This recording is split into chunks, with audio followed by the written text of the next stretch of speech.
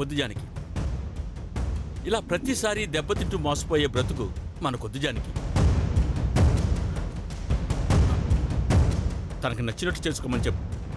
తనకు నచ్చిన దారిలో వెళ్ళమని చెప్పు.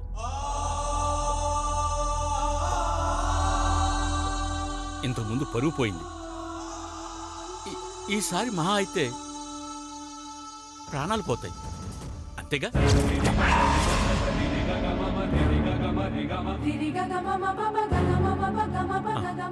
ఏం పర్వాలేదు, వెళ్ళిపోమని చెప్పు. చెప్పు, వెళ్ళిపోమని చెప్పు. చెప్పు.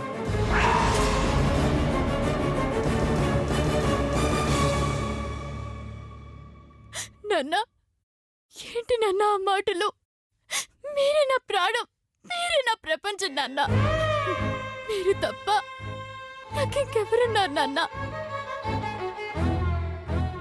నోరు ముయ్యవే, నీ వల్ల మాకు మనశ్శాంతి లేకుండా పోయింది. అంత దూరం పంపిస్తే బాగా చదువుకొని ఏదో ఉద్ధరిస్తావనుకున్నావే గాని ఇలా గుండెలు పగిలేలా చేస్తావనుకోలేదు. ఎందుకే మమ్మల్ని ఇంతలా బాధ పెడుతున్నావు? ఇలా బాధ పెట్టే బదులు మా అందరికి ఇంత విషయం ఇచ్చి చంపేవే.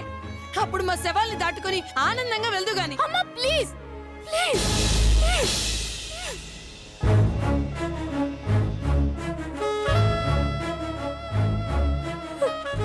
నేను మీ కన్న కూతుర్నమ్మా, అంతేకాని కసాయి కూతుర్ని కాదు.